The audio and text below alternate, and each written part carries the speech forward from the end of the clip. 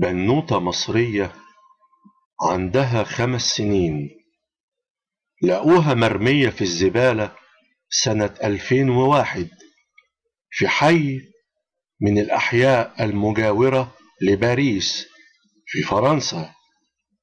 الحي اسمه روي مالميزون.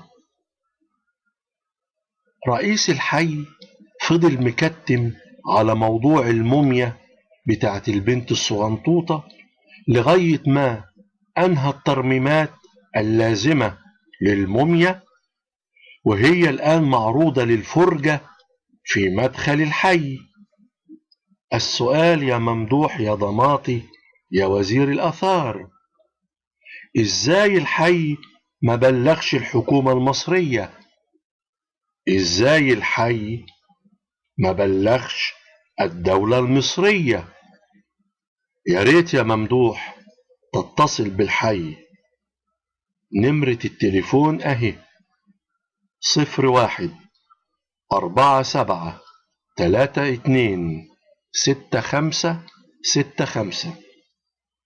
اتصل بيهم يا ممدوح واعرف البنت الغلبانة دي جت هنا ازاي، مين اللي هربها، مين اللي باعها، ومين اللي رماها في الزبالة، وازاي رئيس الحي عرف بان في موميا مرمية في الزبالة. مش واجب برضه يا ممدوح؟